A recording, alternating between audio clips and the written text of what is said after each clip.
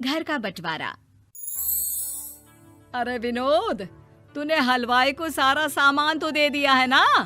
अक्षय की शादी में कोई कमी नहीं रहनी चाहिए। आखिर सबसे छोटा भाई है तुम सबका। हाँ माँ, आप चिंता मत करो, मैं पूरा ध्यान रखूंगा। मंगल बेटा, तूने तो कहा था कि फूल का ऑर्डर दे दिया है, यहाँ तो फूल पहुँचे ही नहीं। अब क्या बहू की विदाई के बाद फूल आएंगे? माँ, मैंने अभी बात की है फूल वाले से, वो रास्ते में ही है। आप किशोर भैया से क्यों नहीं कहती कुछ करने को? किशोर पहले ही मेरे बताए काम कर रहा है।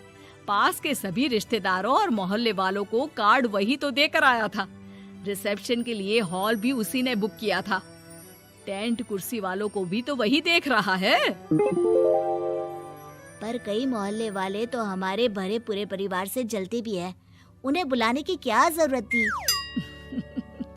बेटा, शादी ब्याह में तो बुलाना ही पड़ता है, नहीं तो लोग क्या कहेंगे। दादी दादी देखो ना, हलवाई अंकल हमें लड्डू नहीं दे रहे, आप इनको डांटो ना। अरे चैन सुख दे देना बच्चों को लड्डू, क्यों तंग कर रहा है इन्हें? बीबी जी, मैं कहाँ मना कर रहा हूँ, लेकिन लड्डू बनते ही ये बच्चे उठा उठा कर खा लेते हैं। अरे मैं तो इन्हें थाल में रख के परोस भी नहीं पा रहा। भागो, अब कोल्ड ड्रिंक पीने चलते हैं। भागो भागो, अब कोल्ड ड्रिंक पीने चलते हैं। जैसे कि आप देख रहे हैं, आज इस घर के सबसे छोटे बेटे अक्षय की शादी है। घर में बहुत चहल पहल है। कुलभूषण की बीवी कमला को फुर्सत ही नहीं है कामों से, लेकिन कुलभूषण और घर के बाकी लोग कहाँ हैं? आइए देखते हैं। अजी, आप यहाँ आराम से बैठकर गाने सुन रहे हो और घर में अभी तक इतने काम बचे हैं करने को। अरे भाई, मेरे सबसे छोटे बेटे की शादी है, इसके बाद तो मैं अब चिंता मुक्त हो ही जाऊंगा। और फिर घर में तुम हो, बेटे बहुएं हैं, तुम लोगों के होते हुए मैं क्यों काम करूं? मैं तो शान से बेटे की शादी में जाऊंगा तैयार होकर। अरे ठीक है, अब आप आराम ही कीजिए। एक बार अभिषेक की बीवी आ जाए, फिर मैं भी आराम करूंगी और मेरी चारों बहुएं पूरे घर की जिम्मेदारियां संभाल लेगी। इतना कहकर कमला वापस अपने काम में लग जाती है। बेटा भी, तू अब तक तैयार नहीं हुआ? किससे बात कर रहा है फोन पर? तैयार कैसे हूँ?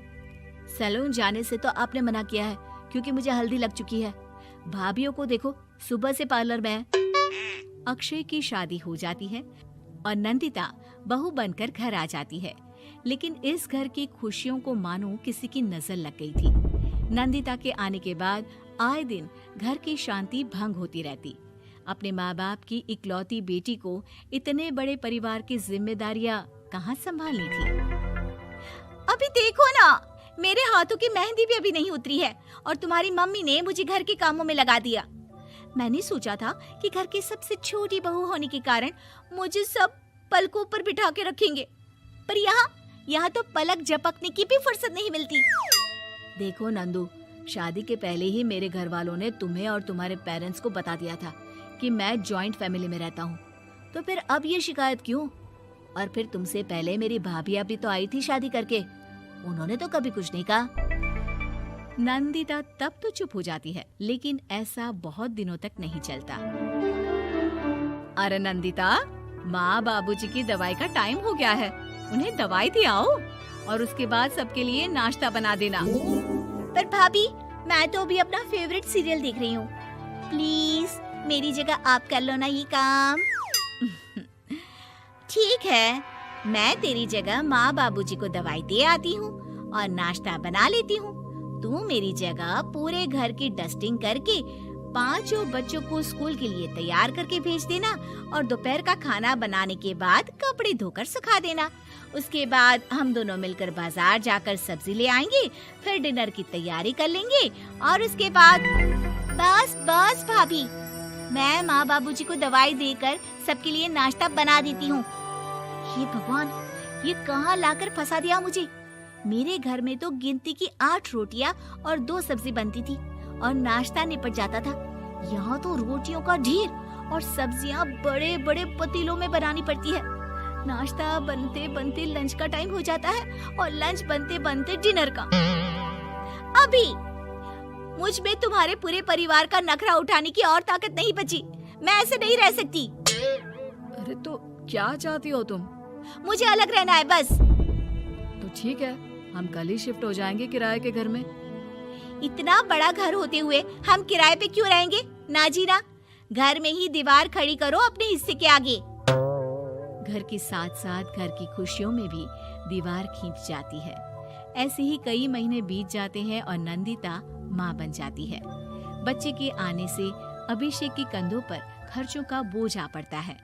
अभिषेक का बोझ कम करने के लिए नंदिता भी पार्ट टाइम जॉब कर लेती है, लेकिन इससे उसके सर पर नौकरी, घर और बच्चे की जिम्मेदारी बढ़ जाती है। नंदिता, ये क्या है? तुमने घर भी ठीक से साफ नहीं किया, ना ही मेरे कपड़े धुले हैं। चिंटू के बाल भी कटवाने जाना था, देखो उसके बाल कितने बढ़ गए हैं। अरे करती क्या हो पूरा दिन तुम? मैं करती क्या हूँ? तुम्हारा नाश्ता और लंच बनाने के बाद चिंटू को डे केयर सेंटर पर छोड़कर आती हूँ, फिर खुद ऑफिस जाती हूँ। पूरा दिन काम करके आने के बाद बिना आराम किए बाजार से सब्जियाँ लेकर आती हूँ, घर आकर खाना बनाती हूँ, चिंटू को देखती हूँ और क्या करूँ मैं? तो किसने कहा था अपने सर पर इतने काम लेने को? मत जाओ ऑफिस। ऑफिस जाए बिना घर के खर्चे कहाँ से पूरे होंगे? चिंटू की डे केयर का खर्च, उसके लिए बेबी फूड का खर्च, प्रेस वाले का खर्च, ये सब तुम्हारी सैलरी से होता नहीं है। अगर परिवार से अलग नहीं होती तो इतनी मुसीबतें नहीं उठानी पड़ती तुम्हें परिवार के साथ मिलकर काम करने में दिक्कत थी, लेकिन काम तो अब भी बहुत है तुम्हारे सर पर। चिंटू को भी डे केयर भेजने की जरूरत नहीं पड़ती। उसको गोद में खिलाने के लिए दादा दादी और घर के सभी बड़े होते। उसके साथ खेलने के लिए उसके भाई बहन भी होते। मेरे तीनों बड़े भाइयों के बच्चे भी बड़े हुए हैं, लेकिन बिना महंगा बेबी फूड खाए, क्योंकि मेरी माँ और भाभियाँ बहुत अच्छे से जानती है कि बच्चे को क्या खिलाना चाहिए। बिजली के बिल जैसे खर्चे भी सब मिलकर बांट लेते थे। लेकिन तुम्हें तो सबसे अलग रहने में ही मजा आता है, तो अब शिकायत क्यों करती हो? बस करो अभिषेक, बस करो। मैं मानती हूँ कि मैं गलत थी। मेरे एक गलत फैसले ने हमें बिल्कुल अकेला कर दिया है सबसे। एक घर में होते हुए भी हम बाकी परिवार से अजनबियों की तरह रह रहे हैं। अभिषेक और नंदिता की सारी बातें घर के बाकी लोगों को सुनाई दे रही थी। तभी कमला बोल पड़ती है। अरे नंदिता बहू, किसने कहा कि तुम अकेले हो? तुम्हारा इतना भरा पूरा परिवार है ना तुम्हारे साथ। हम तो बस ये चाहते थे कि तुम अपनी गलती समझ जाओ।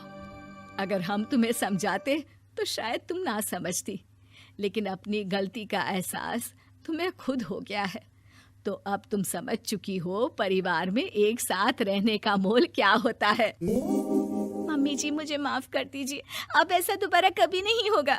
अरे माफी बाद में, पहले मेरा पोता जरा मेरी गोद में तो दे, और तू जाकर सबके लिए चाय बना ला।